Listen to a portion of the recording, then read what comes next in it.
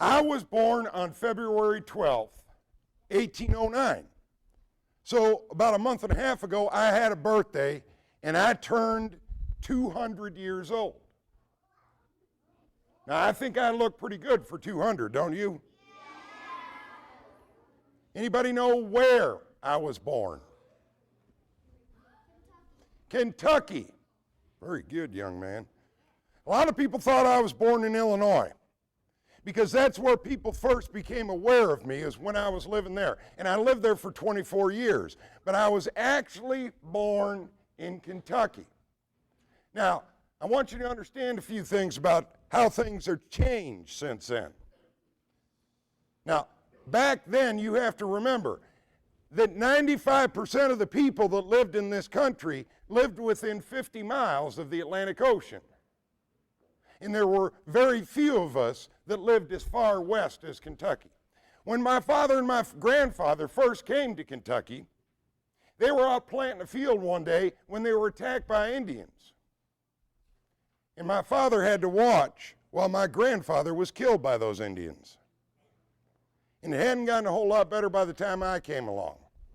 Now, you all live now in a community, in a neighborhood, and you have other houses around you. You know all the people.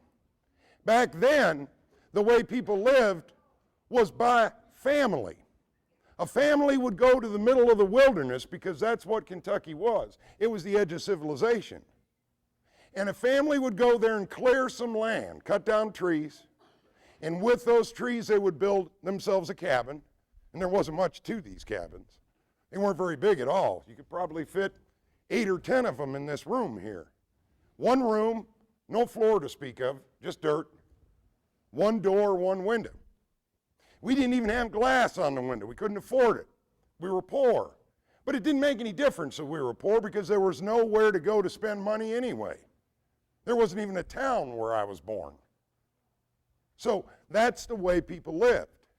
There would be one family in this clearing in the middle of the wilderness, and you could go for miles in any direction from there and never see another white person until all of a sudden you came across another small clearing where another family was trying to do the same thing, eke out some sort of existence out of the wilderness.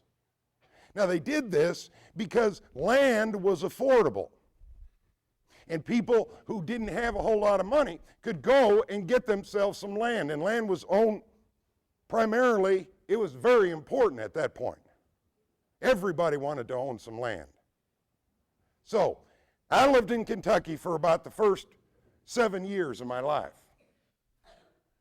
And we had to move a couple of times while I was there. And the reason we had to move was, as more and more people started to move to Kentucky, they had to live closer and closer together. So eventually it got to the point where their property sort of bumped up against each other. And when that happened, there started to be arguments because the government had never surveyed the land. So people didn't know exactly where their boundaries were on their property. So they'd start to argue. Is that, no, that's my property line. No, my property line, and is that water back in that creek back in the woods back there, is that your water or my water? And when they got to arguing about it, it had to be settled by somebody. And twice my father lost property that he had paid for because of these arguments. So we had to move. And each time we moved, we had to leave a few things behind because we couldn't take everything with us.